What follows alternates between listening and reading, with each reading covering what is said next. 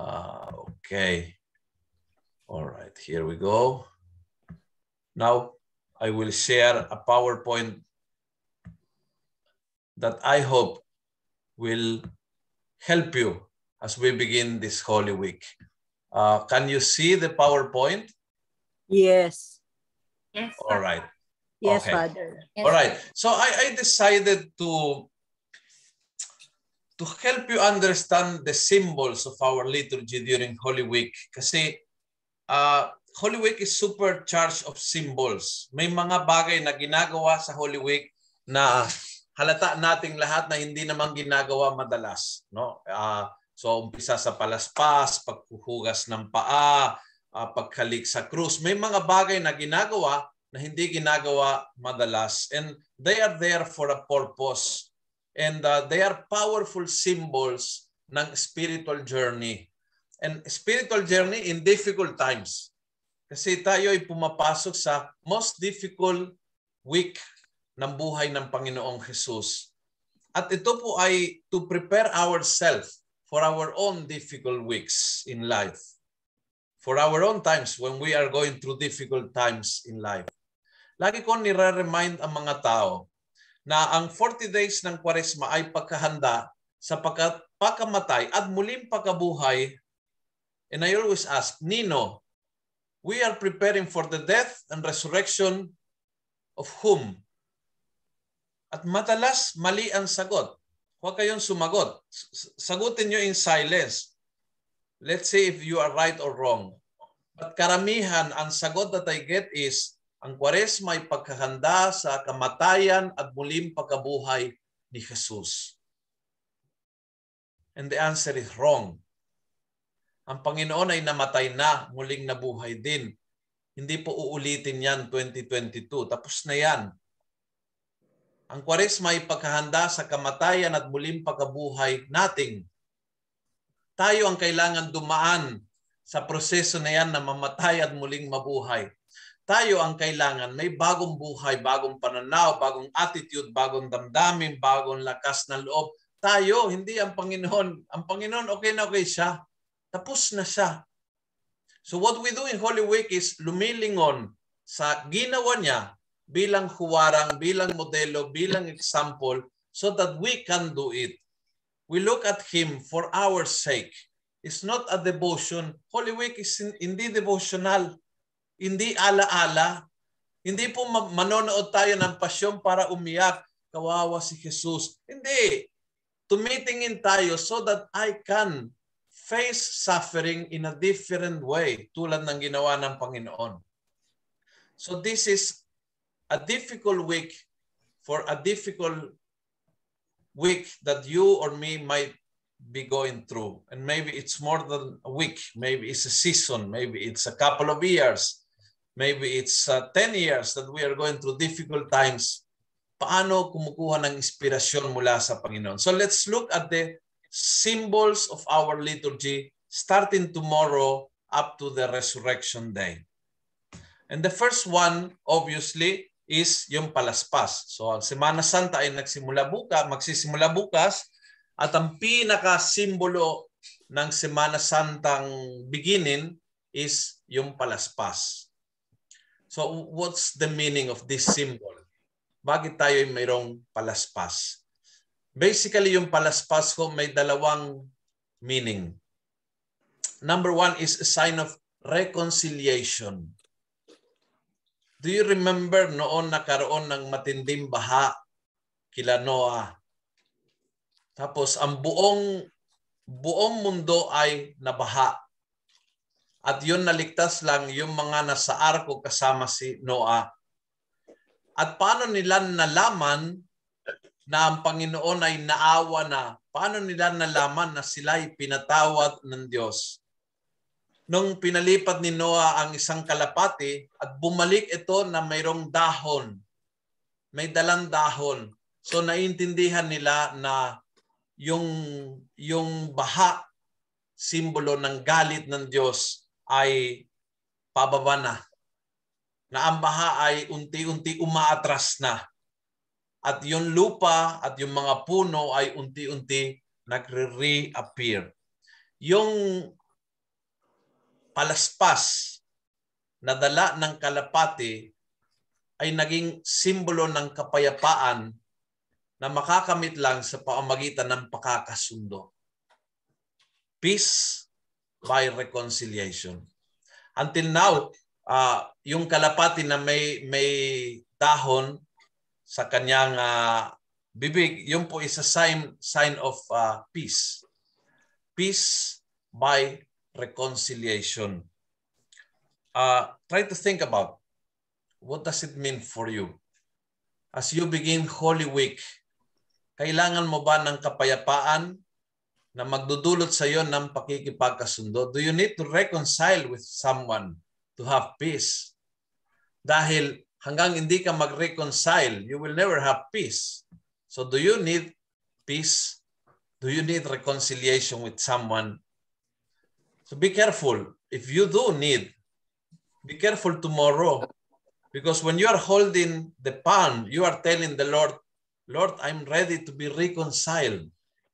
Handa po ko makipagkasundo.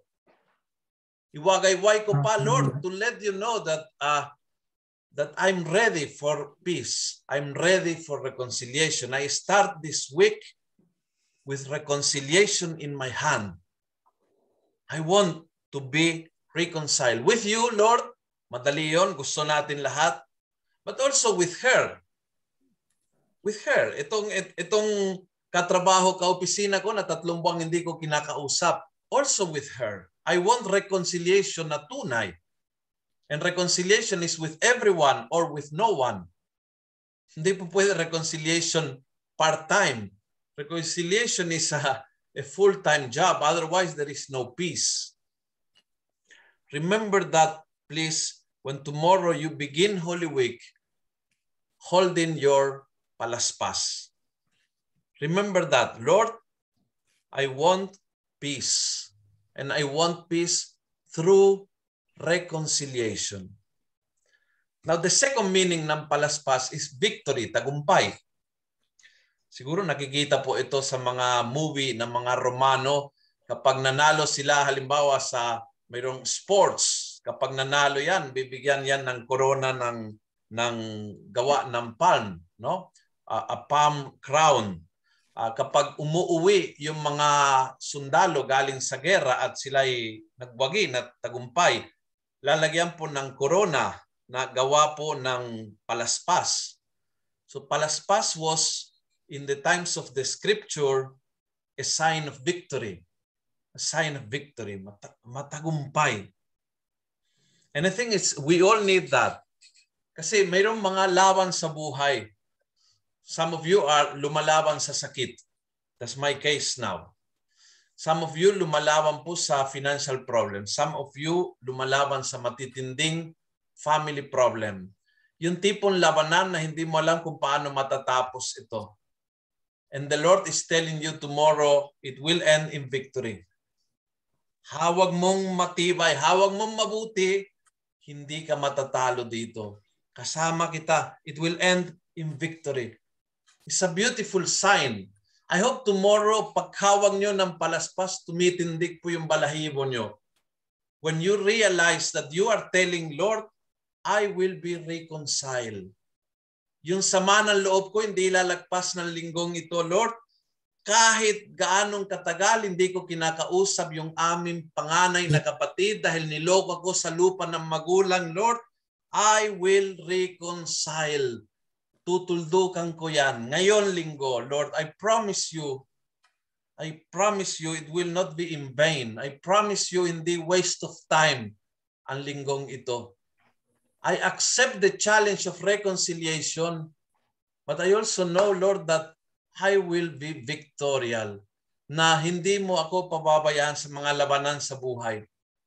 Maraming pinagdadaanan, Lord, na mahirap talaga, and alam ko na I can claim victory in your mighty name. And so, hold it as a sign of reconciliation. Hold it as a sign of victory. It's a sign of salvation right now. Yun po yung ibig sabihin ng salitang Hosanna, na habang winagay, ano ba? Nawala yung ano. Habang ginakanyan, iwagay-way yung palaspas, people will be shouting in the gospel, Hosanna. And tomorrow, choirs will be singing Hosanna. And the way Hosanna means, save us now. That's the meaning of Hosanna. Save us now. And it's a very interesting word because it has two meanings. One is a plea. Paki, Panginoon, paki, iligtas mo kami ngayon. But the other one is a shout of thanksgiving. Panginoon, salamat, inililigtas mo kami ngayon. Our Savior is coming. And so you say, Lord, save us now. But also, thank you because you are here. Alam po namin na you are the Savior. Hindi ako malulunod sa problema. Hindi mawawala ang buhay ko sa itong pinagdadaanan ko. Lord, wala akong nakitang liwanag sa problemang ito. Wala akong nakitang lusutan sa problemang ito. But Hosanna, save us now, Lord. I need you now. But before I need you, Lord, I need reconciliation. And I need to claim my victory. So, ito po yung meaning ng palaspas. And I hope and pray tomorrow when you start Holy Week, holding in your hands and then bring into your home yung palaspas. Hindi ho maging anting-anting, hindi ho maging pampabuena sa negosyo, hindi magiging what is meant to be. A challenge for you to reconcile, a push for you to claim the victory, and a shout to tell the Lord, Lord, I need you right now. Save me now. Hosanna. Hosanna. The second sign of Sunday is yung passion. Kaya po ang tawag sa Sunday is hindi po linggo ng palaspas. Yung official name is Passion Sunday. So we usually call it Palm Sunday, but it's called Passion Sunday. Dahil binabasa po yung Passion during this, twice during Holy Week, binabasa po yung buong Passion. On Sunday, linggo ng palaspas, binabasa po natin yung Passion, Matthew, Mark, and Luke alternate. And then on Good Friday, always we read the Passion according to John. Bukas, ang Passion natin is according to Saint Luke. These are the, yung nakakuha po ng aking pansin. It's a very long reading that it's full of symbols. But I want to share with you one particular symbol, yung tabi ng templo. Sabi ng Ebanghelyo ni San Lucas, noong namatay si Jesus, the moment na siya ay nilagutan ng hininga, ang tabi ng templo ay nawasag mula sa itaas hanggang sa ibaba. Yung tabi ng templo ay, it was a barrier that separate yung templo ng Jerusalem has different structures at mayroong mga pader, tabi na nagse-separate. So, the first one was yung mga walang pananampalataya at yung may pananampalataya. So, if you are not a Jewish person and you don't believe in the God of Israel, you could enter the first one. It was a sort of outward courtyard. And then there was a wall and a gate, and then they enter yung mga Hudyo o mga inakit sa Judaismo na babae at mga bata. Hanggang doon lang sila. And then may pangatlo at doon pumapasok ang mga kalalakihan. Palapit ng palapit sa pinaka-altar. And then there was yung tabi ng templo. And then, ang pinaka-high priest lang ang makakapasok doon sa pinakaloob. Nung namatay si Jesus, napunit, nasira yung tabi na nagse-separate ng tao. Very symbolic ito. Ang kamatayan ni Jesus ay nakakasira sa lahat ng mga sagabal na naging sanghi ng paghihiwalay sa isa't isa. What separates us from each other? And I think when we start tomorrow, we have to check What is it that is separating me now from people? At yung tabi na yan ay kailangang wasakin ng passion ng Panginoon. We cannot be separated. And I'm sure, for example, ngayong panahon ng eleksyon, yung dahil sa politika, maraming tabi. Maraming divisions, maraming pag-aaway o pagtatalo na nakakapaghiwalay sa ating sa isa't isa. And this is a call to put our being brothers and sisters on top of anything and everything. Political color, religion, kasarian, pananaw sa buhay. The passion of Christ destroyed all separations. So what is it that separates you from people now? Ano yung nakakapaghiwalay sa iyo sa mga taong mahalaga sa iyo? Sa mga tao na maybe dapat mahalaga sa iyo pero hindi mahalaga sa iyo. And so, I think we have to work a lot on ano ang tabi ng templo ng buhay ko. Ano mayroon ngayon na naging matitinding pader na nakapaghiwalay sa akin sa ibang tao na dapat kasama ko but somehow naging kalaban ko o naging kaaway ko o naging ini-ignore ko lang o naging wala akong paki sa kanila. Kamusta yung tabi na kailangang wasakin ng Panginoon? The cross is the place where we recognize God clearer. Sabi ng centurion, tunay na anak ng Diyos ang taong ito. Sa lahat ng ginawa ng Panginoon, hindi nakilala ng mga Romano si Jesus bilang anak ng Diyos. But in the cross, they were able to recognize. And I think ito ay panawagan sa atin. Sa mga pinakamahirap na oras ng buhay mo, doon mo makikita talaga ang kahalagahan ng Panginoon sa iyong buhay. Sometimes it takes the worst moment to recognize the power of God, the presence of God, yung incredible, yung pagtulong ng Diyos sa ating. Minsan it gets to the worst moment para mag-recognize na talagang, Lord, ikaw at ikaw lang ang bukal ng aking kalakasan. Yun po yung nangyari sa centurion. In the worst moment of Jesus, he was able to recognize kung sino siya. Huwebes Santo. I want to meditate on two symbols ng Huwebes Santo, tinapay at paa. Ito po yung Eucharistia bilang tinapay. Alam po nating na lamang ng Huwebes Santo ho, yung institution of the Eucharist, yung kwento ng huling hapunan, yung altar of the repose na dinalaw natin at we pray in front of Jesus in the Eucharist. So, tinapay ay isa sa mga dakilang simbolo ng Huwebes Santo at paa. Ito po yung paghuhugas ng paa. So, let's look at these two symbols, tinapay at paa, and what can they tell us in our spiritual life. Tinapay. I think ito po ang ibig sabihin.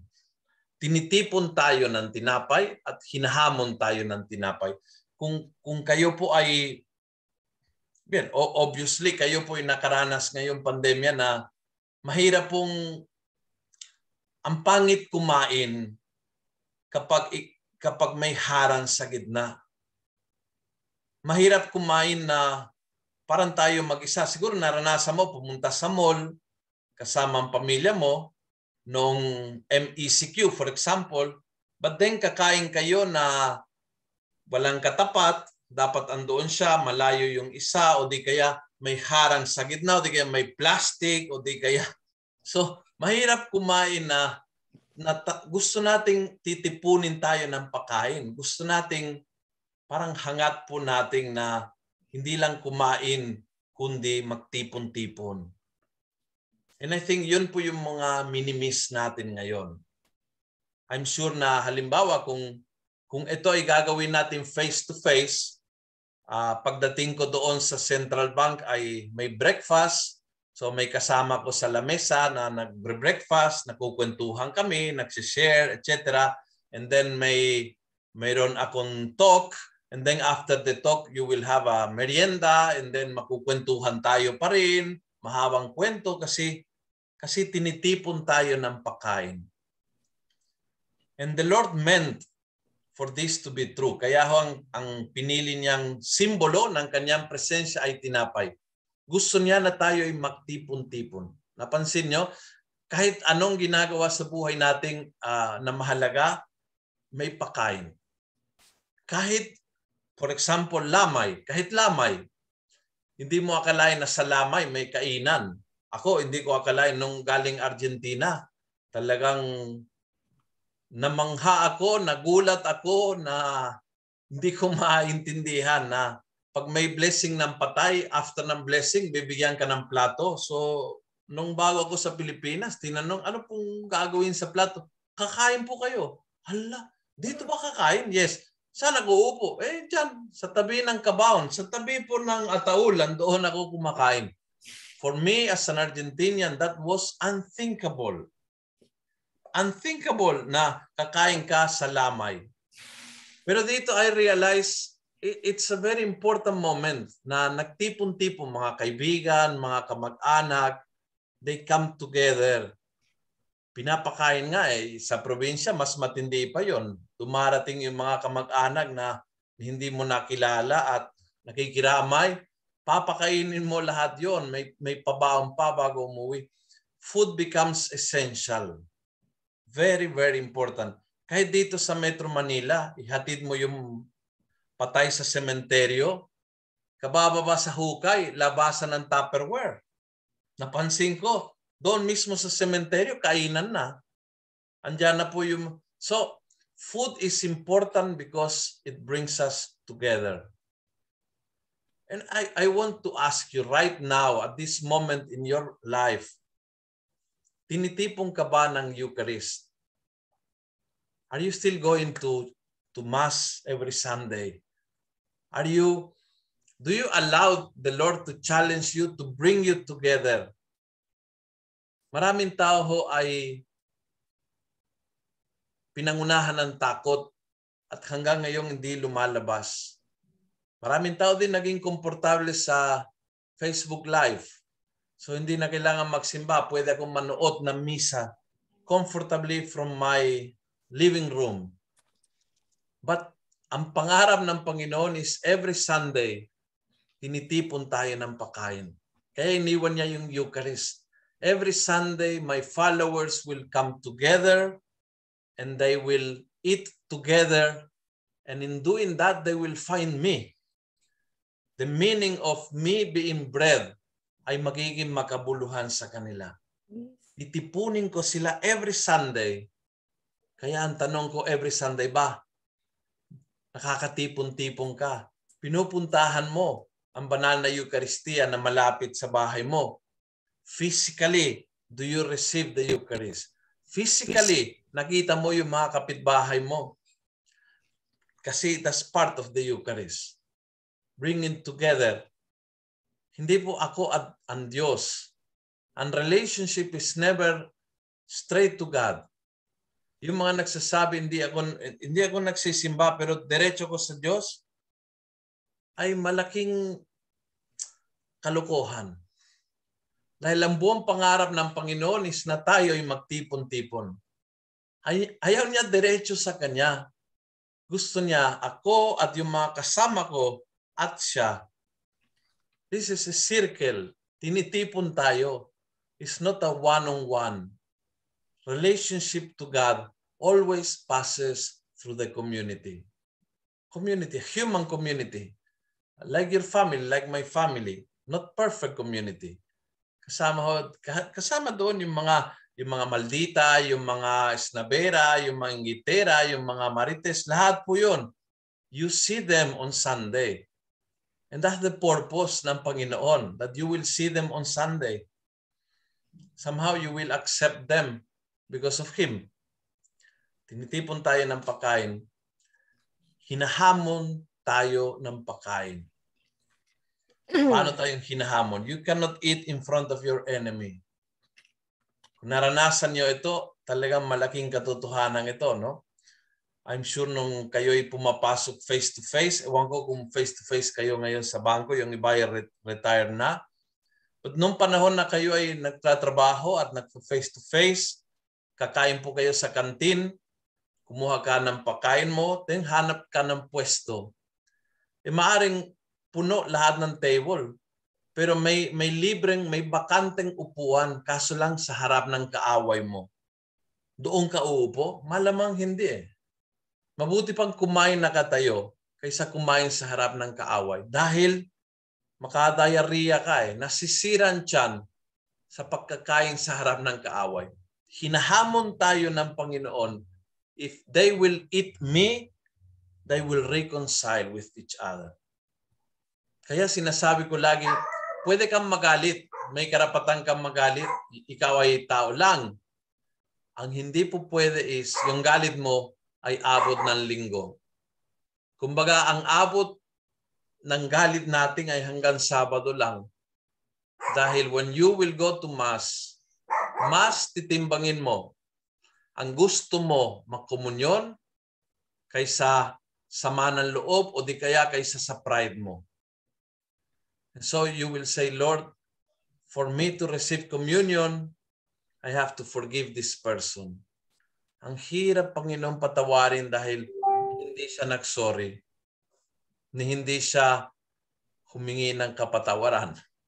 Hindi siya nagpakumbaba. Mahirap po, Lord. Pero mas matimbang sa akin, Panginoon, na tanggapin ka. Kaya dahil hinahamon mo ako, I let my pride go rather than my communion go. Kasi alam nyo, sinabi ni San Pablo, if you receive Holy Communion and you are in an unworthy state, you are eating your condemnation. Pag kumakain ka ng katawan ni Kristo at may galit sa puso, kinakain mo ang kapahamakan. And yesterday morning, I was listening to one of the exorcists of Manila, and talagang nakakakilabot ho yung kinuwento niya. Kinuwento niya sa maraming beses sa exorcism, kinakausap ng mga exorcist yung si Satanas na nagpo-possess sa tao. At maraming beses ang sinabi ng diablo ay ang pinaka gusto ko na nangyayari ay kapag yung mga Katoliko ay nagkokomunyon at sila'y may galit sa puso. Dahil ito ay dalawang bagay. Ito ay kalapastangan ng insulto kay Jesus.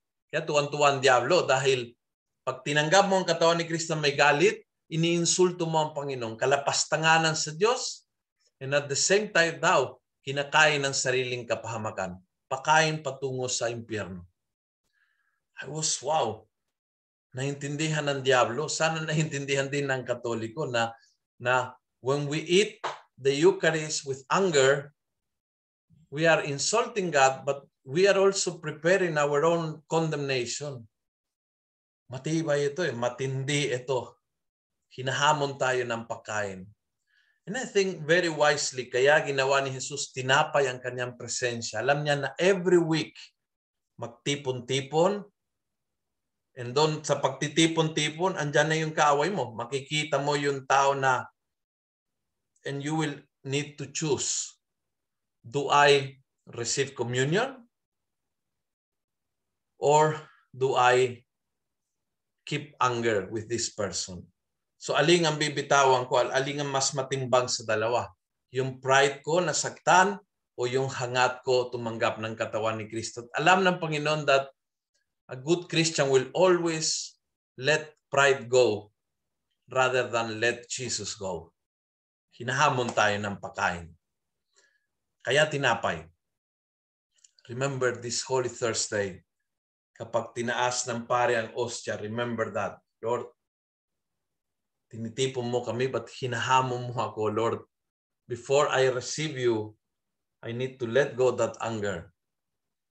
Otherwise, Lord, kapahamakan ang kinakain.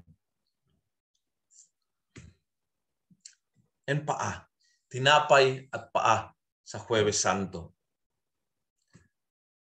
Sino ang naghuhugas ng paa? Many times I ask this question. Kung kayo ang tatanungin, sino po ang naghuhugas ng paa usually? Ang sagot ng madla ay alipin, the servant. The servant is the one that do itong trabaho ng paghuhugas ng paa. But you know, a few years back in 2011, I have an experience that changed my life. I want to share with you. Yung time na yan, nakasakit po ng cancer ang aking ina. And na-metastasize po yung kanyang cancer. So she was already stage 4. Paris priest ng Lourdes ako noon. Paris priest ng Holy Trinity ako noon. And I went home, umuwi ako sa Argentina para alagaan po yung nanay ko. And habang na-deteriorate po yung kanyang katawan dahil nag-progress yung cancer, na-limit po yung kaya ni mamang gawin. So, umabot ng punto na kailangan kong paliguan sa umaga, bihisan, kailangan akong magluto, maglaba, magplancha, lahat kasi wala akong caregiver. So, I was for 4 months yung caregiver ng mama ko hanggang sa namatay. And I remember one morning, I was giving her a bath. So, pumunta ako sa shower, pinaupo ko siya sa isang plastic chair. And then I was giving her a bath. And then I remember na lumuhod ako and I start to clean her legs. And then nung dumating ang paa, I found myself in the same position kaysa ginagawa every Holy Thursday. I immediately transport me to all the past Huwebes Santo na bilang pare naghugas ako ng paa ng mga tao. And in that moment, I realized sino ang naghuhugas ng paa. And I realized hindi lang alipin, pati yung anak, yung tao nagmamahal, naghuhugas ng paa. I'm sure maraming nanay that will remember nung maliit yung anak mo na pinaliguan mo siya at hinugasan mo ang mga paa. Hindi ka alipin noon, nanay na nagmamahal. I'm sure ilang sa inyo ay naranasan alagaan ang matatandang magulang, or maybe some of you are doing it right now, inalagaan yung magulang matanda. And part of it is going down and washing their feet. Hindi ka alipin, hindi ka empleyado, hindi ka caregiver, anak. Minsan, some of you also experience with the husband or the wife, nakasakit, na-stroke, and you have to do this. So ang tanong, sino naghuhugas ng paa? Well, yun nagmamahal ang naghuhugas ng paa. It's not only yung alipin, yung person na nagmamahal ng tunay, kasama noon yung paghuhugas sa paa ng taong minamahal mo. Times will come when they are weak and you have the capacity to help, na alang-alang sa pagmamahal sa tao na yan, huhugasan mo ang paa. So you have to be humble enough to be washed kung nangyari sa'yo. If you experience that, kung ikaw ay na-stroke, kung ikaw ay nakasakit, you have to be humble enough to allow someone to wash you, but also humble enough to wash. It's about love and humility, not only about service.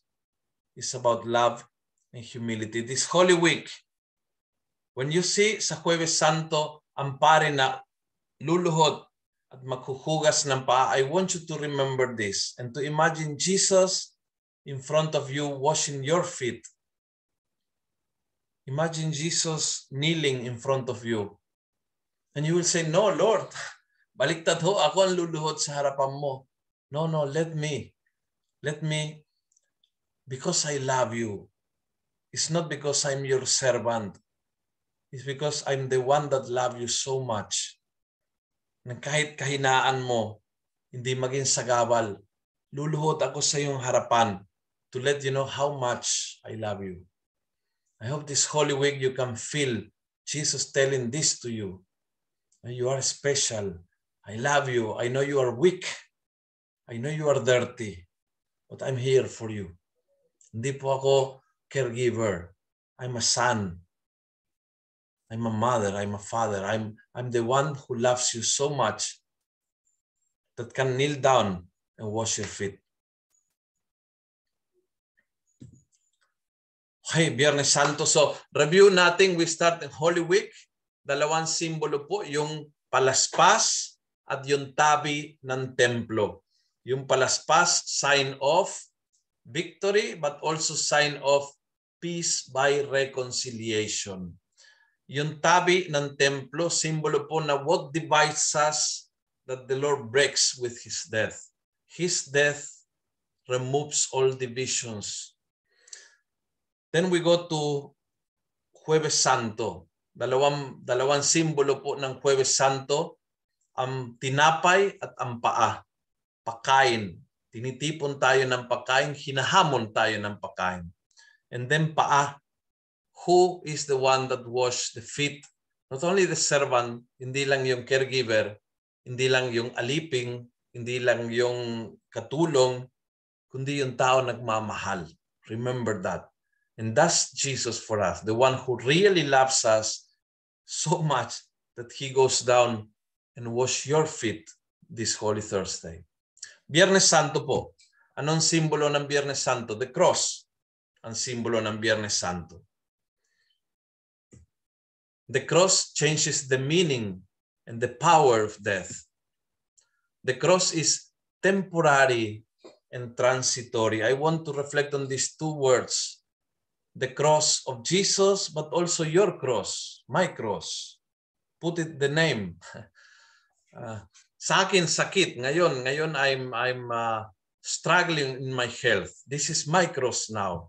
You put the name you want to it. Maybe retirement is your cross. Maybe your husband is your cross. Maybe your mother-in-law is your cross. Maybe your boss is your cross. Maybe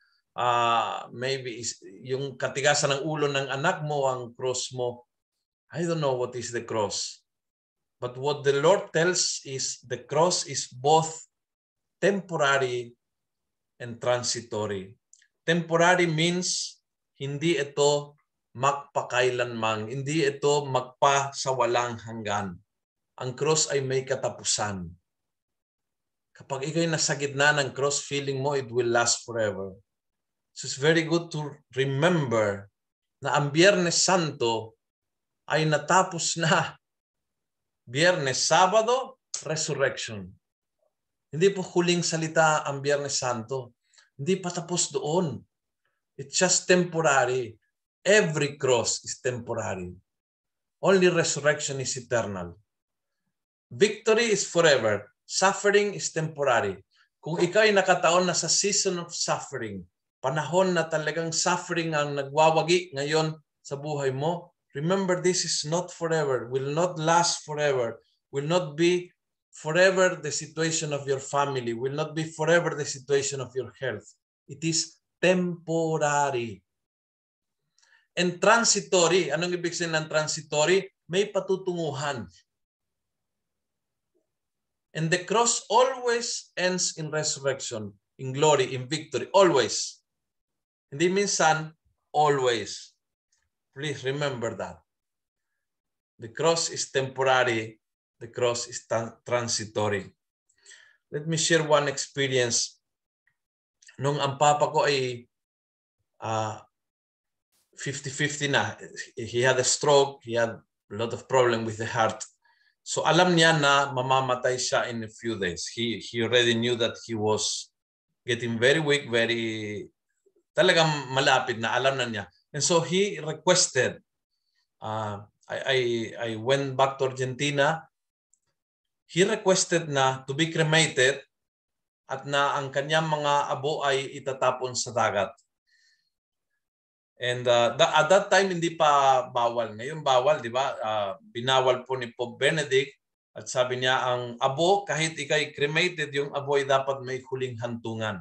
So, hindi pwede sa bahay magtatambay, hindi po pwedeng itapon. Ito'y dapat bibigyan ng huling hantungan. But that time, it was allowed. So, humingi si Papa na cremate me, and then throw the ashes to the sea. Kasi tabi ng dagat po yung bayan namin sa Argentina. And I complained. Sabi ko, pa naman, alam mo na nasa Philippines ako, malayo. Sa tuwing ako'y uuwi, saan kita dadalawin? And tumingin sa akin ang papa ko at ngumiti at sabi niya, ay naku anak, pare ka na, pero ang tanga-tanga mo pa rin. And then tumawa kami. Sabi ko, bakit pa? Sabi niya, hindi mo alam na kapag ako'y patay, pumikit ka lang, makakasama tayo. Bakit hahanapin mo ng puntot? Bakit hahanapin mo yung sementeryo? Hindi mo alam na ako'y buhay sa piling ng Panginoon. My father was not a religious man, but he understood that the cross is transitory. I'm going somewhere. When I die, it's not like end of the road. When I die, I go to eternal life. He understood from his heart na kapag ako'y patay, huwag niyong hanapin yung bangkay dahil hindi ako bangkay. Ako'y buhay sa piling ng Diyos. And sabi niya, when you close your eyes and pray, we will be together. Bakit mo hahanapin ng ashes? Bakit mo hahanapin saan ang aking bangkay? I'm alive with God. Connect with God, you will connect with me. That was my dad. I will never forget that lesson from my dad. The cross is temporary. Hindi naman forever yung suffering pinagdadaanan mo ngayon. But also is transitory. It's going towards something better. Hindi matatapos. Hindi matatapos sa cross. And cross always ends in resurrection. Okay, there is a day na hindi natin pinapansin during Holy Week dahil nothing happens, and that is called Sabado Santo.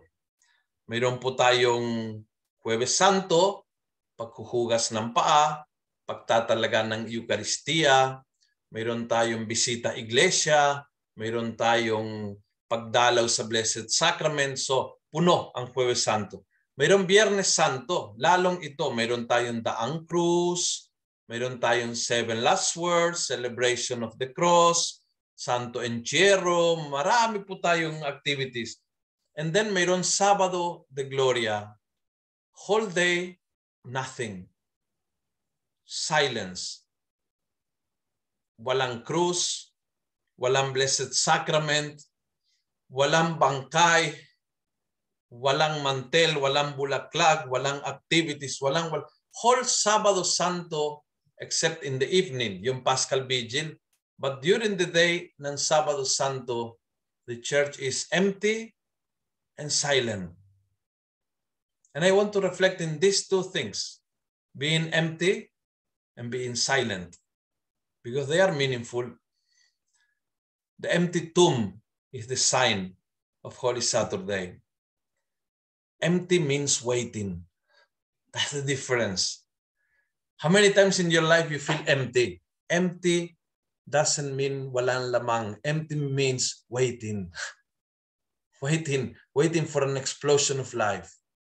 I hope in every moment we are empty, we can remember that. But being empty doesn't mean, well, it's not a sign of losing. It's a sign of waiting. Waiting and something is going to happen. Powerful. In 2006, I was sent to South Korea as a missionary. And for me, it was an empty year. I suffer a lot emptiness dahil parang walang masyadong trabaho. Coming from the Philippines, na Filipinos are so warm, so friendly, so Koreans were so cold, so distant. Ang hirap makipag-ugnay sa kanila. The climate was cold, the people were cold. Walang masyadong gagawin, walang masyadong trabaho. I suffer a lot. I felt that was an empty year, and I thought empty meant walang silbi. Yan po yung pakiramdam ko noon. An empty year that was a waste of time. But what happened? Now we are 2022. I got to know 3 congregations ng mga madre nung panahon na ako'y nasa Korea and became good friends with them. And I became so good friends that I share a lot about the Philippines. And they were surprised kasi very passionate ako pag nagsalita ako tungkol sa Pilipinas.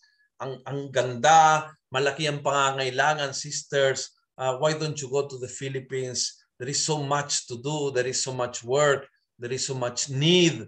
And you will be welcome. And yung tao ay mabait and this and that. And so I talked so much that I convinced 3 congregations to come to the Philippines. And then in 2007, the first congregation came to the Philippines. In 2010, the second congregation, and then 2013, the third congregation came to the Philippines. When I look from the vintage point of 2022, nakita ko yung empty year, yung taon na walang lamang kuno. That was a waiting year. Marami ang ginawa ng Diyos pala sa isang taon na akala ko walang silbi. I thought was useless. Yung pala, it was a waiting time for a lot of blessings that will come for people. So for example, yung mga taga Camarin, alam nila kasi isa sa mga congregation I went to Camarin. Ang dami hong taon tinutulungan. Ang daming mahirap na tinutulungan. The sisters are super committed. They are helping the poor. They are a blessing for the parish. And all that is bunga ng isang taon na sa tingin ko was a waste of time.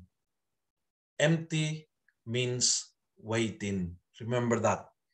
When you are feeling empty, when you are feeling your spirituality is empty, when you are feeling your commitment is empty, when you are feeling your marriage is empty, remember, empty means waiting. And silence does not mean na walang nangyari. Silence means kumanda ka. Someone incredible ay mangyayari. We are about to experience an explosion of life. So ang Sabbath of the Glory ay tahimik na tahimik, but not tahimik ng sementeryo. Ito po yung tahimik ng kapag babasahin po yung results ng mga board exam, that kind of silence, full of expectation, and you know that something good is going to happen. So when you have moments of silence in your life, moments na parang pipi ang Diyos, may panahon na hindi siya nakapagsalita at nakakapagtaka kung bakit ang Diyos hindi nagpaparamdam, na parang Lord, kinakalimutan mo yata ako. Lord, hindi mo ako sinasagot. Lord, I feel you so distant. I feel you so quiet. Saan ka, Panginoon? Ba't tahimik ka? Remember, silence doesn't mean walang nangyari, kundi humanda kasi may mangyaring malaki sa buhay mo. Powerful in your life. Silence. Finally, let's go to the last day of Holy Week, ang linggo ng pagkabuhay. And I want to focus on one sign, the sign of light. Ito po yung sign ng pagkabuhay. I think you experience that, no? Going to the Paschal Vigil, everything is dark, and then we bless the new fire, and with that fire, we light the Paschal candle, and with that Paschal candle, we light the candles, hanggang ang buong simbahan, kahit walang ilaw, ay maliwanag. The sign of light is very powerful. We do not celebrate when it is clear. We celebrate kapag madilim pa. We celebrate on credit, ang tawag ko. Dahil kayo po'y galing sa bangko, maintindihan nyo ito, what means to do something on credit. Wala pa, pero makakaroon. That's why you have a credit. No? And so, we are still in darkness, but we celebrate light. Dahil on credit. Alam po natin na darkness is never permanent. So we don't wait to the morning to say, ngayon, we celebrate yung liwanag ni Kristo. No, we celebrate yung liwanag ni Kristo sa dilim. Dahil hindi, that is faith. Hindi po natin kailangan maliwanag ang lahat para tayo mag-celebrate ng liwanag. Sa dilim tayo nag-celebrate ng liwanag. Powerful. We celebrate on credit in advance. Huwag nating hanaping ang dati, ang nakaraan, ang bangkay. Hanapin po natin yung bagong liwanag. We celebrate in advance. And let me finish sharing this story na nangyari sa akin nitong panahon ng pandemya. First year ng pandemya, may nag-message sa akin ng isang babae, taga Mindanao po siya, pero she was messaging me from Saudi. And then sabi niya, Father, please pray for me. I'm in Saudi, kararating ko lang. Binenta po ng family, I'm a teacher, sabi niya, but my family sold everything to pay for my trip, mag-OFW. Kararating ko dito sa Saudi, hindi pa ako bumawi. Wala pa ako ni isang sahod, naka-pandemya. And if you remember, yung mga Arab countries, isa sa mga unang tinamaan, malakas na tinatamaan ng pandemya. Habang dito wala pa, sila po may mga kasong marami. So please pray for me kasi nag-strike si COVID dito sa Saudi. Okay, I promise I will pray. Don't worry, everything will be okay. Second message sa almusalita is, Father, bad news.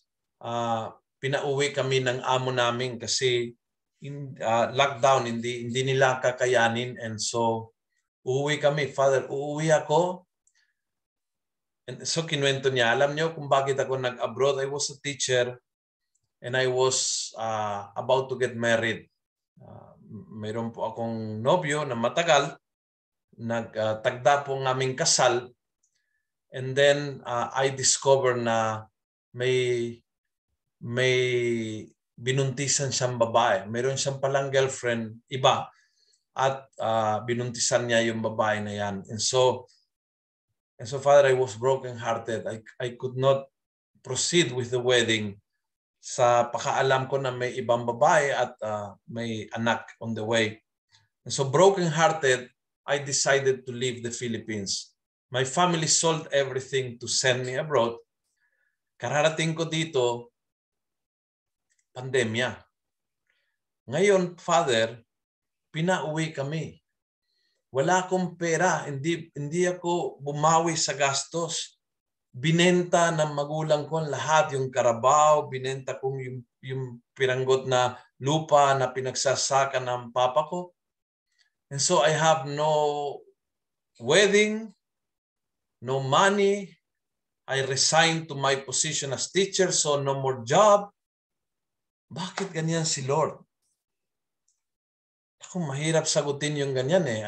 I really didn't know. And I told her, I don't know, but I'm praying for you and I hope you will pray. Kasi madilim minsan pero hindi ka pababayaan. Isa lang ang alam ko sa buhay, sa aking karanasan, kahit gaanong kalakas, katindi ang dilim, magwawagi pa rin yung liwanag ng Panginoon. Hindi ka pababayaan. The following message, palala ng palala, the following message, sabi niya, Father, dumating ako sa Pilipinas, eksakto nag-declare ng ECQ. Hindi kami pinauwi sa Mindanao. So stranded ako sa Maynila. Wala akong pupuntahan. Mabuti mayroon akong kasabay galing Saudi. Nagsisiksikan kami sa isang bahay. Wala akong pera, sincero.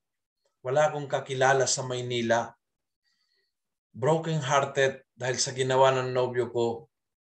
Broken-hearted dahil sira pati yung pangarap ng pamilya ko ngayon. Walang pera, binentan lahat.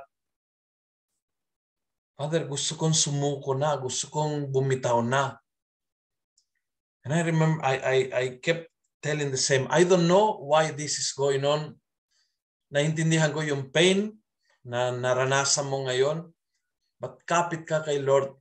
Because all this, like the cross, transitory, temporary, may hangganan yan, may patutunguhan din.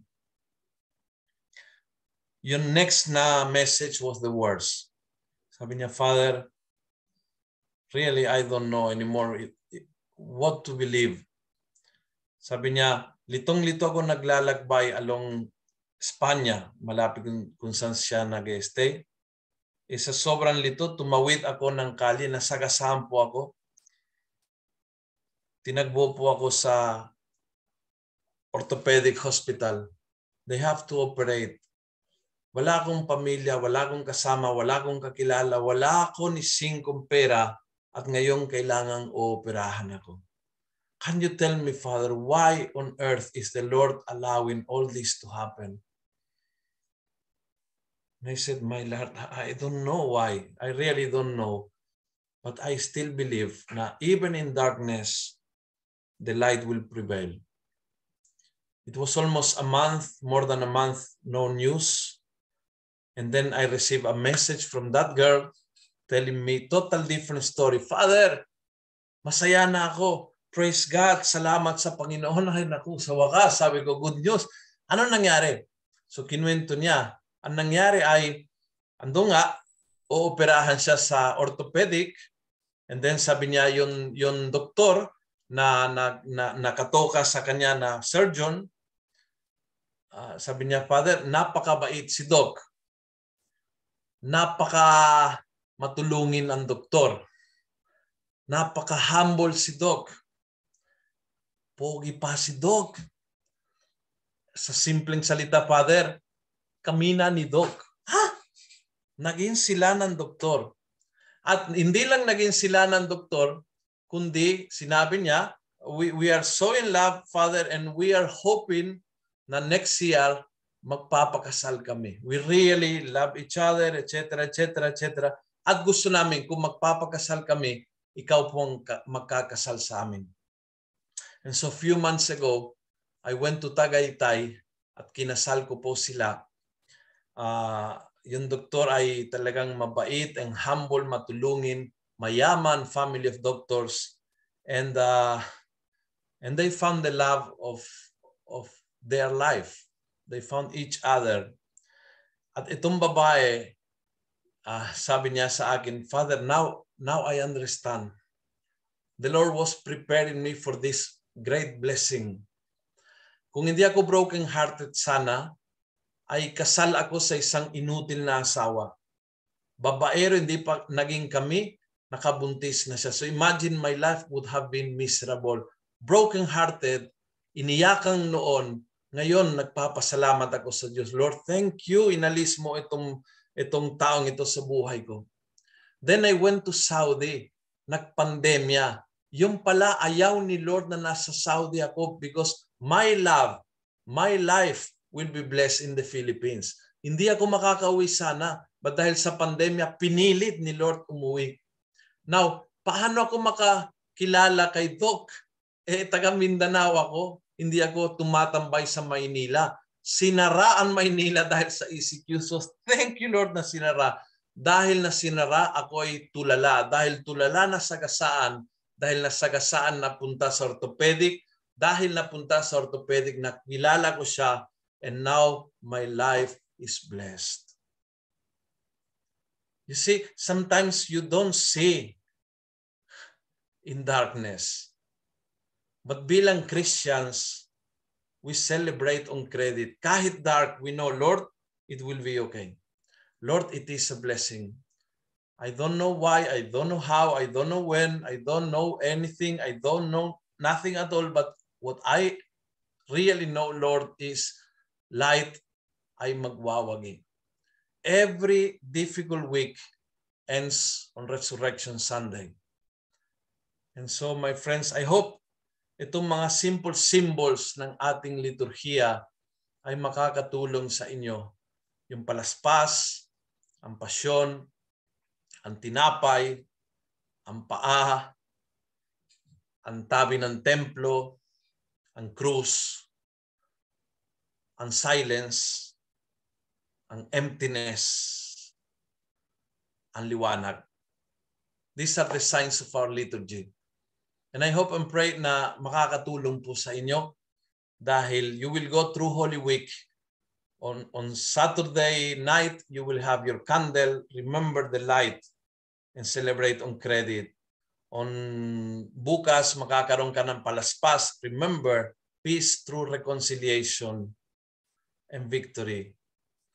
On Holy Thursday, you will watch the washing of the feet. Remember that the one that loves you is in front of you, washing your feet. On Saturday, you will see nothing at all. And remember, emptiness is waiting. Empty means waiting.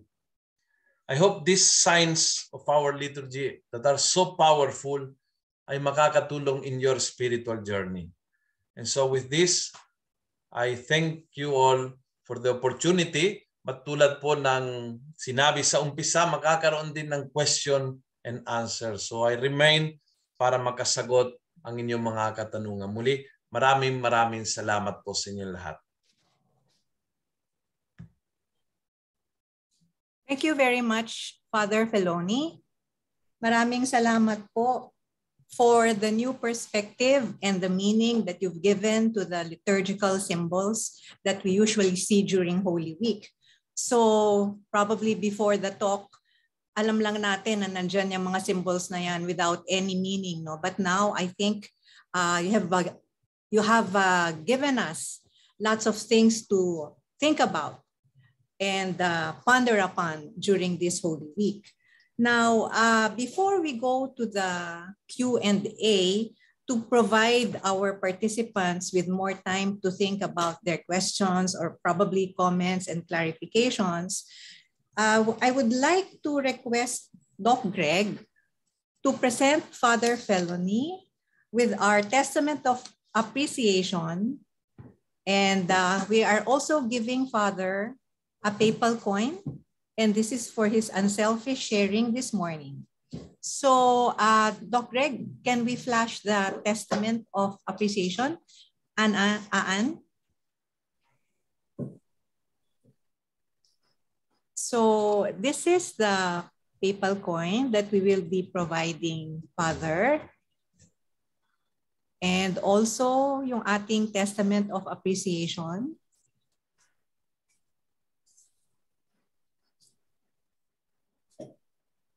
So, hey, Father.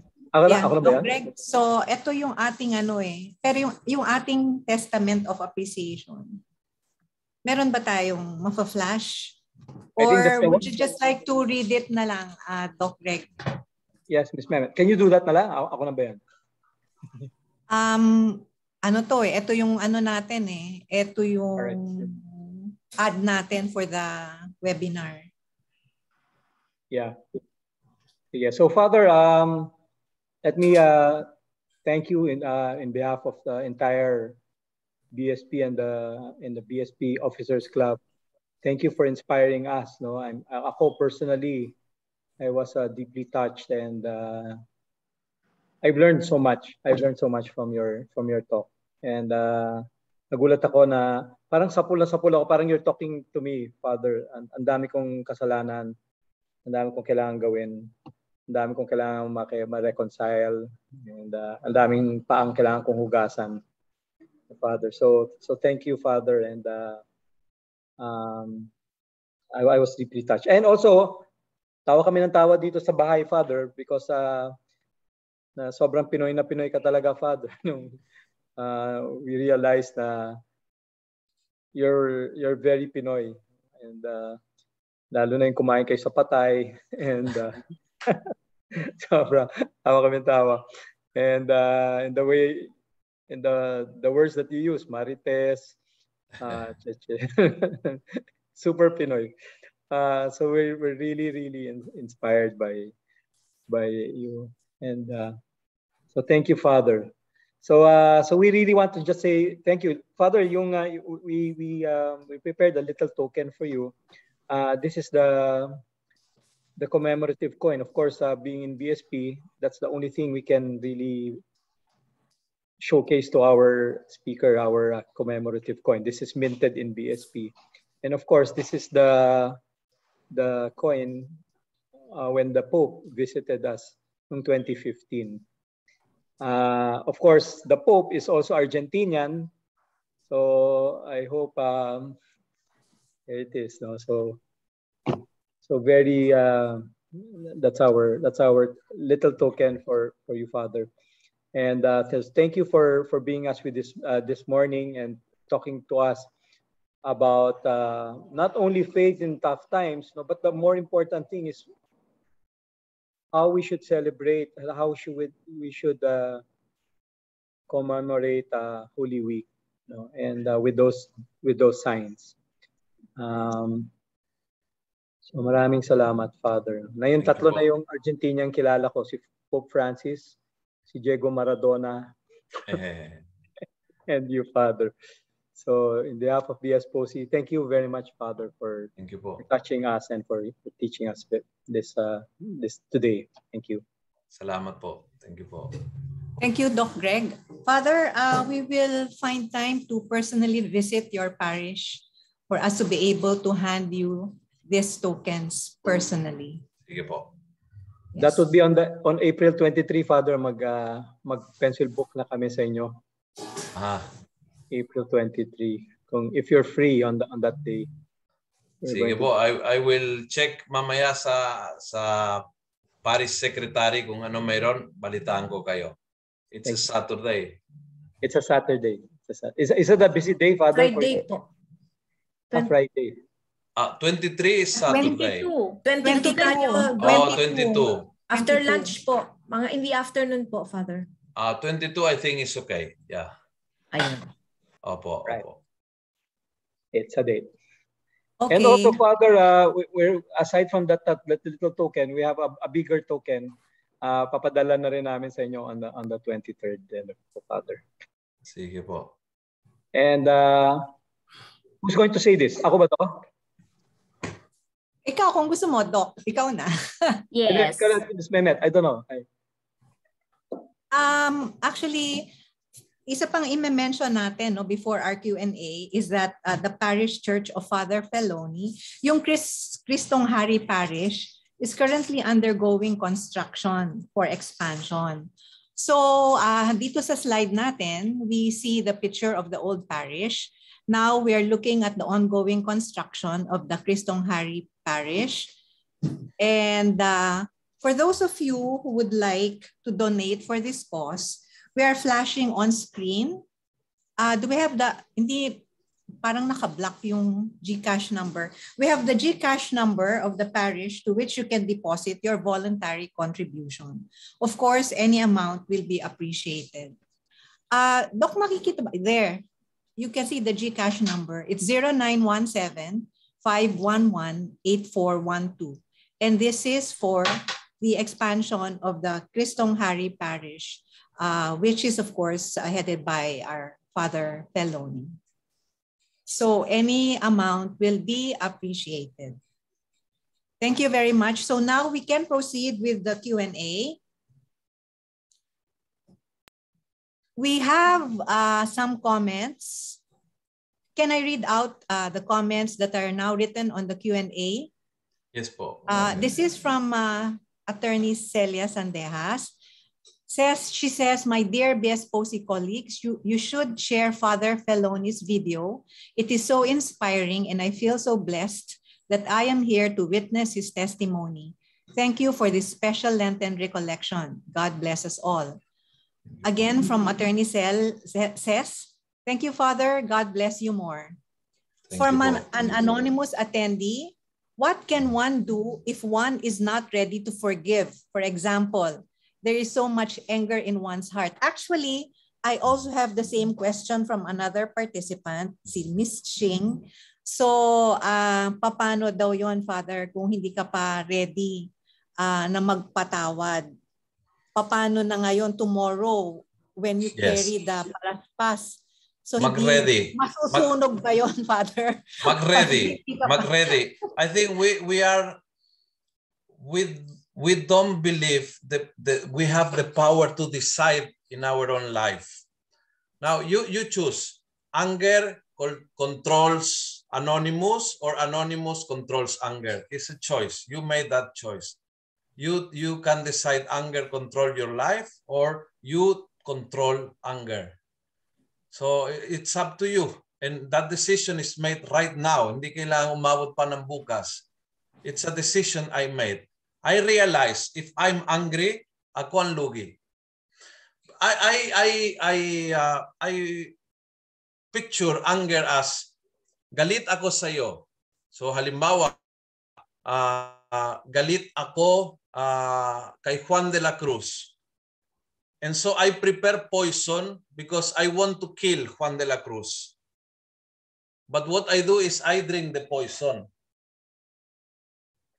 Ayan, mamatay ka na, Juan de la Cruz. Hindi, galit pa ako. Isa pa.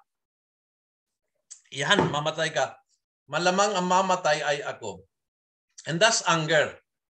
It's self-directing your anger towards yourself. When you don't forgive, you allow anger to be a missile that comes straight to you.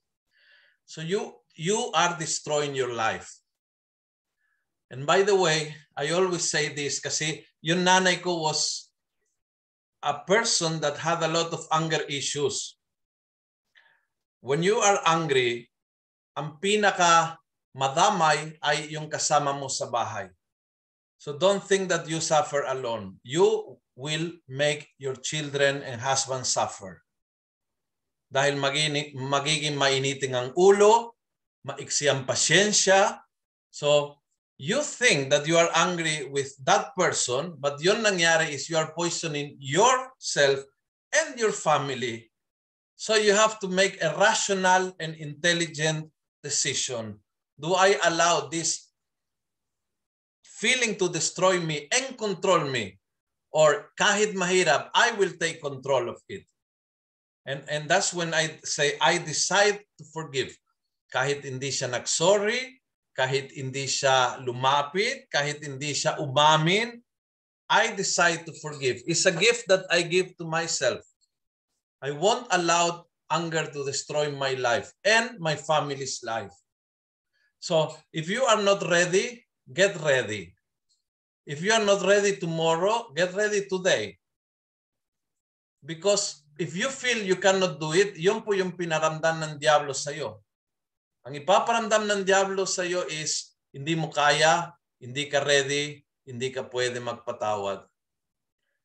While the Lord is the one that knows you really. He is the one that say, if you go to the temple at naalala mo na may sama ng loob ang kapatid sa iyo, iwan mo yung iaalay mo, mag-reconcile ka muna, saka lang bumalik at maghandog ka. So the one that loves you, ask you to forgive now. And the one that hates you, si Satanas, tells you, di mo kaya, di ka ready, di ka pa handa. Tingnan mo kung aling sa dalawang papatulang mo. The one that loves you, that tells you, kaya mo yan. That's why I'm telling you, every day you will pray this prayer. Forgive us our sins as we forgive those who sin against us. The Lord make that point so that every day we will be reminded. And so, hindi totoo na hindi kaya. That's my answer. Hindi totoo na hindi kaya. Gusto ng diablo na maramdaman mo na hindi mo kaya.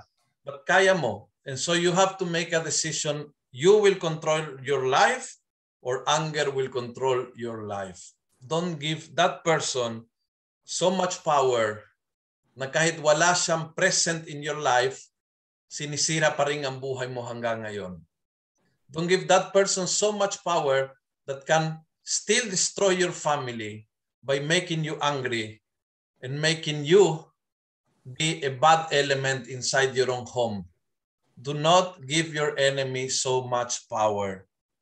And so, forgiving is cutting the tie. Forgiving is letting all that bad energy and feelings go.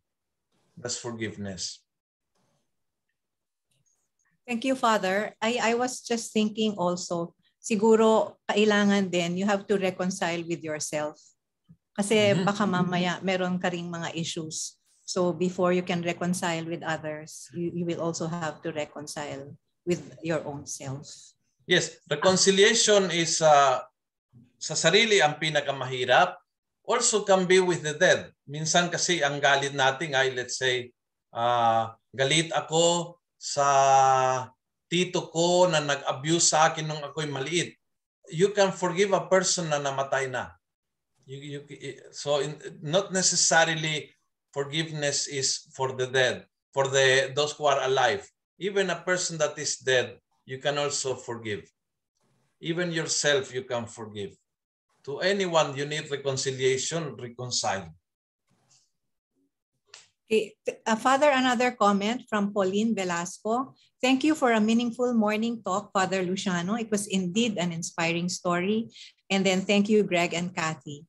From an anonymous attendee, what manner can you suggest on how the youngest in the family reconcile for the nth time with the eldest, wherein the latter always quarrels with the youngest, especially when the latter refuses to help financially and physically in taking care of their parents when the latter were still alive and the disabled brother?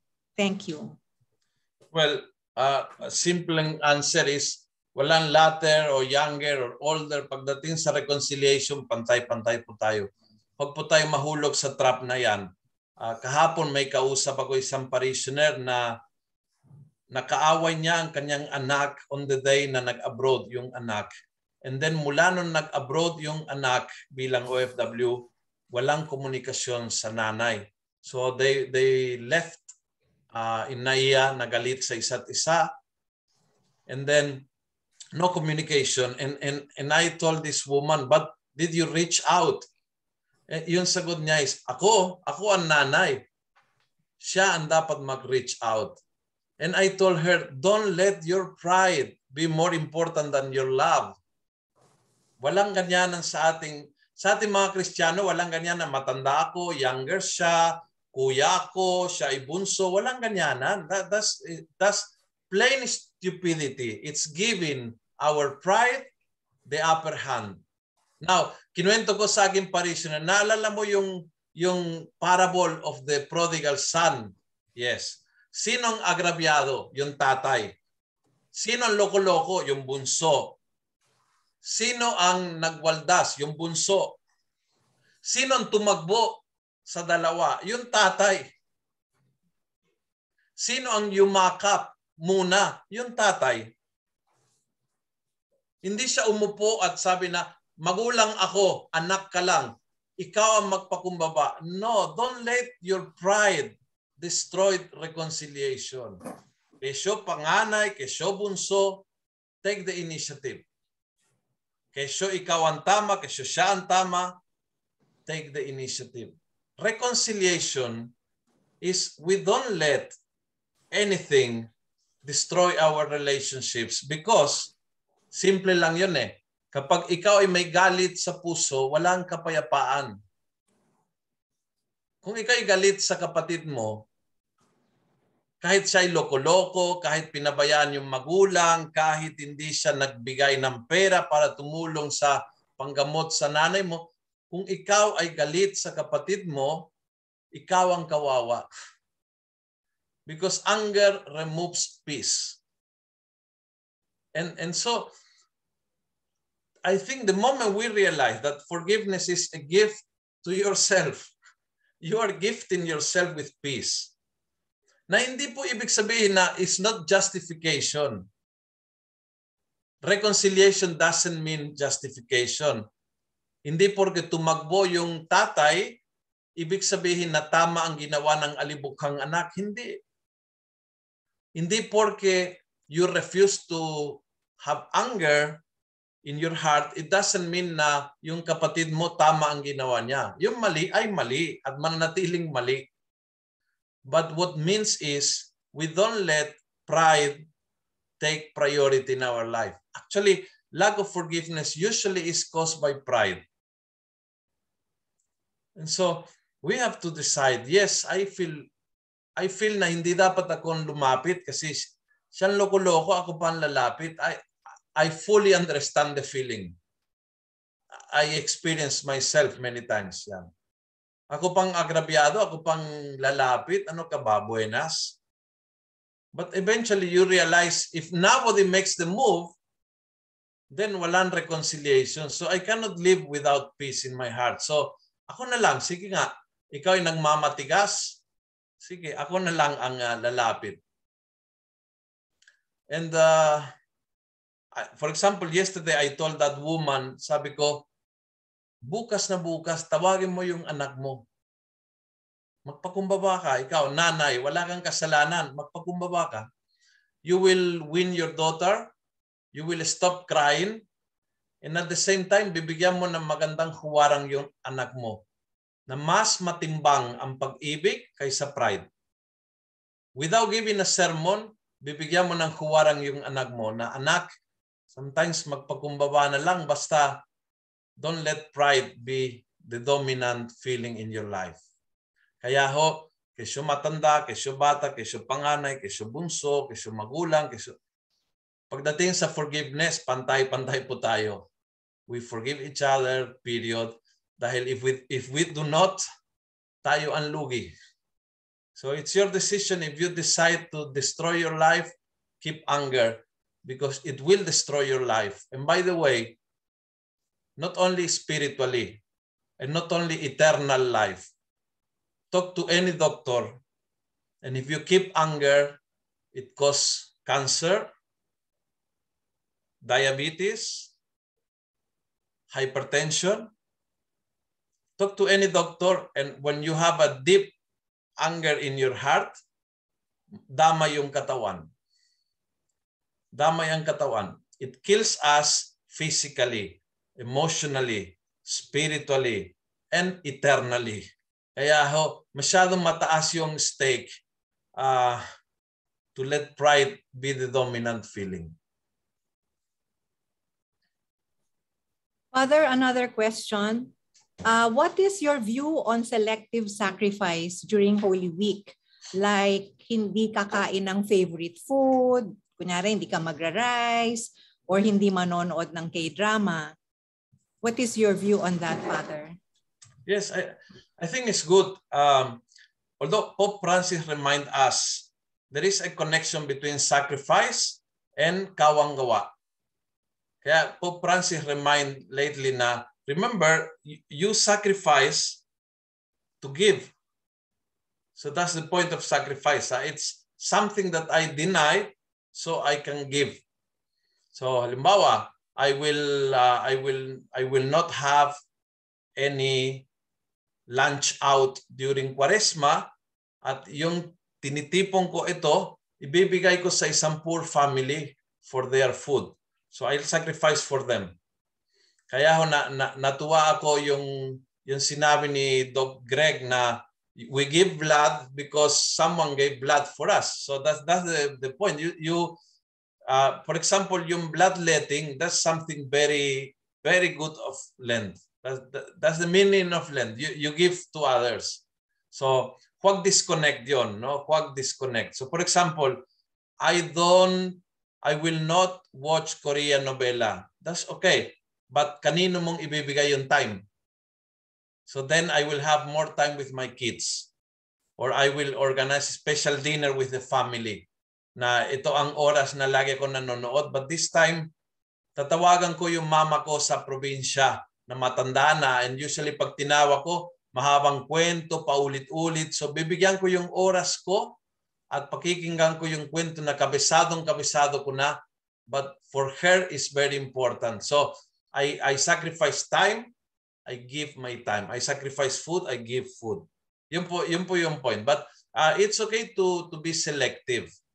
Kasi ang sinabi ng simbahan is, you don't eat meat. For many of us, it's not a sacrifice. For example, ako, masakit ako ng colon. Bawal sa akin ang beef and pork. So, nothing new. I don't eat pork and meat not only on Fridays. Every day, I cannot. So, walang silbi. So, I have to find something different.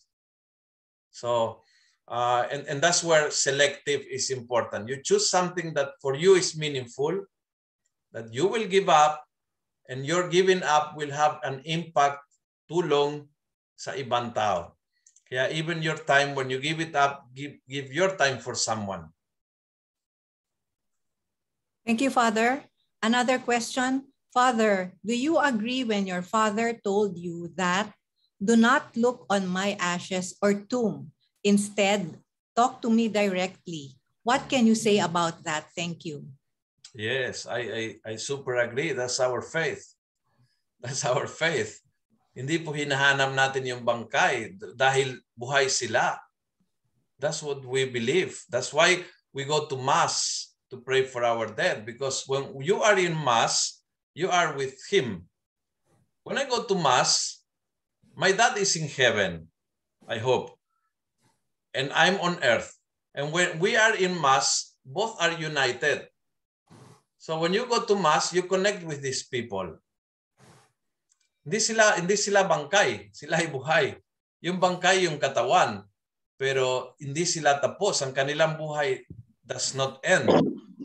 So tama naman ang daddy ko eh. When if you miss me, talk to me. Ba't hanapin mo yung bangkay? Talk to me. That for me is very important. Of course, bilang human beings, we have our remembrance. We remember them, no? Mga pictures, we go to the cemetery to remember. But alam po natin na even if you go to a cemetery, yun nakalibing doon, that's not your father or your son or your husband. They are not down, they are up. That's why we pray. So we don't, hindi kinausap yung lapida. Hindi sila bangkay. Sila po ay buhay na kaluluwa. And so, tama po yung daddy ko. Prayer is the way to communicate with the dead. And when you go to Mass, lalo, this is a moment when you are together with them. Kaya ang tawag doon po is yung Triumphant Church. Ito po yung mga nauna na matay. Triumphant Church and then Pilgrim Church. Ito yung mga buhay pa. When you go to Mass, nagsasama po yung dalawang church. So that's why the Eucharist is so powerful. Father, balik tayo sa reconciliation. Another question. What if you said sorry 3 times but was told to go away and not come near her ever? Well, if you are really sorry and you really ask forgiveness and the other person doesn't accept it, wala kang magagawa. But Jesus had a suggestion for that. No? Sabi niya, sa alinmang bayan kayo'y pumasok, magsabi kayo, sumainyo ang kapayapaan. Kapag tinanggap ng taga doon ang kapayapaan, nasa kanilang kapayapaan. Kapag ayaw nilang tanggapin, sabi niya, alisin ninyo, ipagpag ninyo ang alikabok na dumidikit sa inyong mga paa. And I think that's a powerful sign. You give peace, but if the other person doesn't want to accept it, you refuse to bring yung sama ng loob. Iaalis mo yung putik na yan. Iiwan mo. Okay, I offer you peace. If you don't want, I'll go in peace. Kasi ang nangyari sa atin usually is, I'll offer you peace. Kung ayaw mo, lalong ako magagalit sa'yo. So, we come out worse than before. Halimbawa, ay, Juan, patawarin mo ako. Ayoko sa'yo. Ay, bahala ka sa buhay mo. Ayoko rin sa'yo. Mamatay ka muna. Ngayon, nadoble na. Yung galit ko ay parang times 10. Ang suggestion ni Jesus is, no. You offer peace. If it is refused, you get it back. You go in peace. Ikaw ngayon ay, kaya anong gagawin? Alisin mo yung alikabok. Alikabok po is the sign ng galit, sama ng loob. Ipagpag mo ninyo. Alisin mo. Let them know that you are going at peace. So, my door is open for you. I forgive you. If I commit the sin, I ask forgiveness. But I cannot force you to forgive me. And so, please note na if you want to come back to me, I'm open. So my door is open. Hindi mo pwedeng porsahan yung sarili. But that's no more your sin. Pag ikay nagpatawad ng sincero, nasa kanya ngayon ang answer. If really she doesn't want to talk to you anymore, wala kang magagawa, but you remain at peace. Thank you, Father. A comment. This is a very timely endeavor. This is from Daisy Sanchez. This is a very timely endeavor of the BSPOC. The presentation of Father Feloni is very down to earth to be understood by anyone during the season of Holy Week. This is something welcome and needed more often though. Thank you, BSPOC. Thank you, Father Feloni. Another question. This is from Maria Hilda Misiano Diaz. Thank you very much, Father and BSPOC, for the question. How can we better encourage people to refresh and nurture their spirituality as they experience spiritual dryness due to the losses from the pandemic?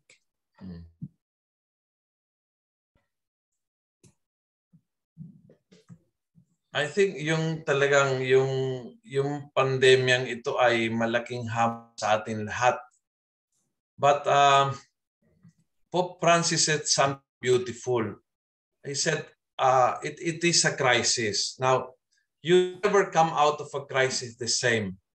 So, are you coming out of a crisis better or worse than before? Yun ang tanong eh. This crisis put our life upside down. It made us, many of us, realize what is most important and what is not. For example, powerful yung ECQ eh.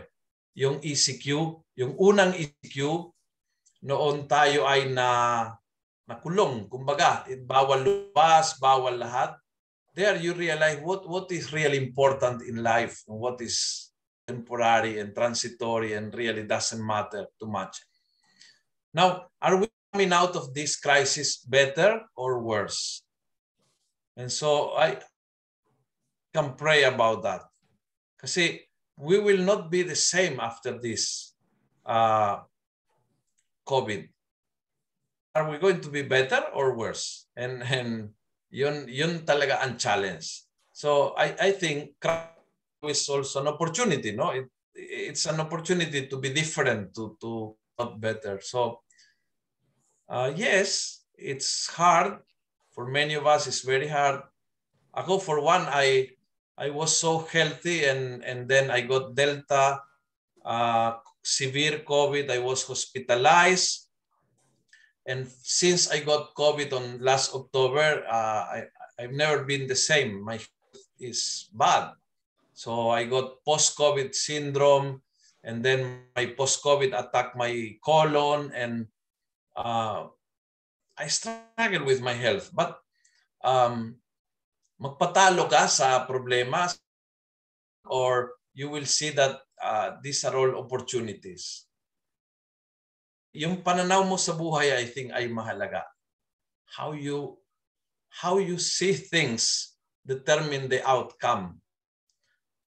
Excuse me for the example, no? But look, for example, yung pananaw ng mga taga-Ukraine. Pagdating sa gera, ang tingin natin lahat, in 3 days, pulbos na ang Ukraine. But if in the interviews, you realize yung Ukrainians, sabi nila, mananalo kami. At they will never win. It's either we all died, but we will never give up our country. And they are so strong na lagpas ng 1 buwan, yung mga Ruso ay paatras na. Grabe, yung pananaw determines the future. Incredible. Nobody believed na mananalo mga Ukrainians. Nobody believed that they will resist so long. And I think in our life is the problems. We have difficulties. Difficult. Oo. Mahirap po itong COVID. Many of us got sick. Some of you lost dear people. Many of us face anxiety, depression. We are still blessed. We have jobs. A lot of people lost everything. And yet, we did not lose our faith. Mawalan lahat, but hindi yung ating pananampalataya. And yet, we can see victory. And yet, we can claim victory. And yet, we see blessings. And yet, we know this will be a blessing. Yun ang kagandahan ng pagiging Kristiyano. Alam mo yung future. Hindi mo alam exactly yung details. but you know it will end in a blessing. And so you walk by faith. You walk trusting. You walk claiming already the victory, and we will have it. We will have it. Okay, Father, I'll read one more comment and then we'll have the last question. Although we still have other questions, but I think we're pressed for time. The last comment is that, thank you, Father, for you are the first person who opened my eyes to the fact, as you said in your Almusalita series, that an act of kindness is an act of prayer. And I have experienced that kindness indeed begets kindness. And the last question is, what to do about insecurities and enviousness? Unconsciously, I always experience this. I try to brush these feelings off, but they keep on appearing, especially if I compare myself to others. Thank you for that question, but above all, thank you for admitting, kasi we all experience that. Yan sa ating hindi inaamin.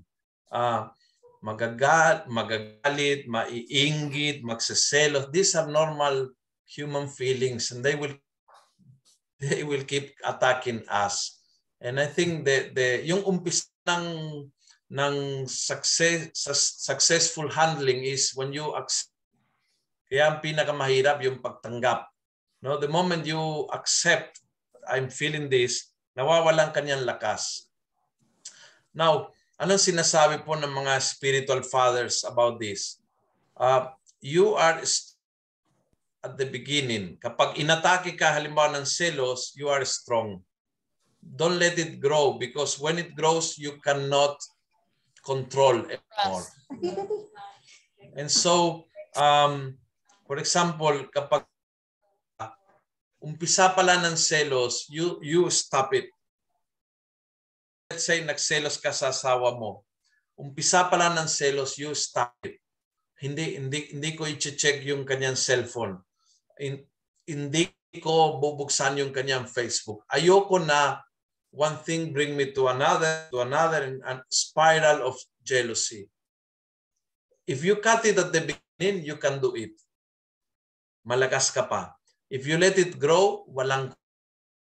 So yung mga feelings nating, they grow. So, you are powerful at the beginning. Kaya kailangan malaman mo. For example, just to share one, ito may andito yata si Tita Linda Umadhay he was part of the pastoral council ng parokya ng Lourdes. I remember I told once yung pastoral council ng Lourdes, kung gusto niyo huwag akong kausapin sa gabi after the mass, mainit ng ulo ko.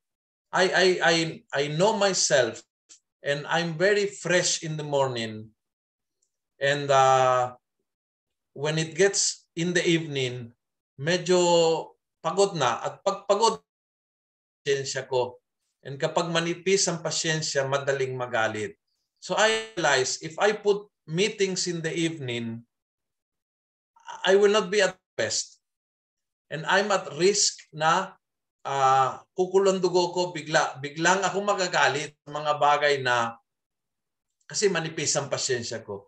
So I had to humbly accept and tell the people, please, except for an emergency, don't meet me in the evening kasi kayong kawawa, I will not be at best. I might give you an answer na hindi maganda.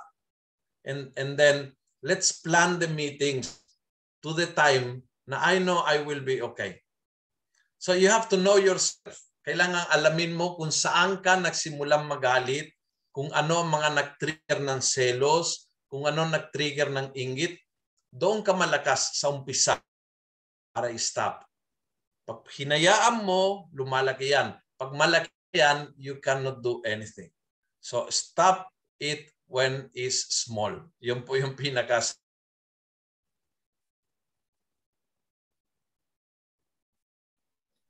Okay, Father.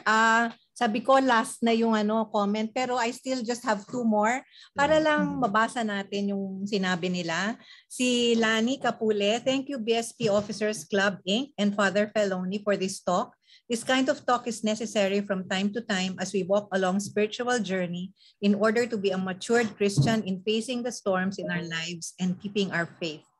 Kay Luz Viminda Solomon, thank you, Father, for a wonderful talk. And to BS Posey, God bless you all and more power. So yan po yung mga comments natin. Last na lang, maraming salamat po, Father Feloni, sa makahulugan at mapagmahal na pagbabahagi ng mga aral sa buhay.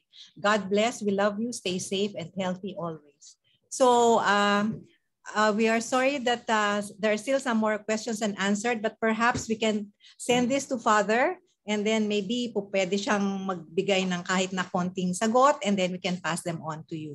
And before anything else, siguro pagtapos nitong Q&A natin, Father, pwede ba kaming mag-request ng closing prayer? Yes po, sure. Let us pray. Father, Son, the Holy Spirit, Amen. Heavenly Father, we begin tomorrow the Holy Week. We ask you to help us to make it good for us. Help us, Lord, to be with you this Holy Week, to walk the path that you walked, to symbols that you left us. Help us above all, Lord, to go through the painful process of suffering and death, but with the eyes fixed on the rest. We want new life for us, for our family, our friends, for our nation, and for the whole world. We want new life, new insights, new feelings, new attitudes, Lord. And many times we cannot without your help. We never can do it without you. And so we ask you, Lord, be with us, accompany us, help us to take this Holy Week seriously, not only devotionally, but also not only remembering what you did, but doing it ourselves. We ask all this, your help, your blessing for us, our families, and our dear ones. The Lord be with you. And may Almighty God bless you all, the Father, and the Son, and the Holy Spirit. Amen.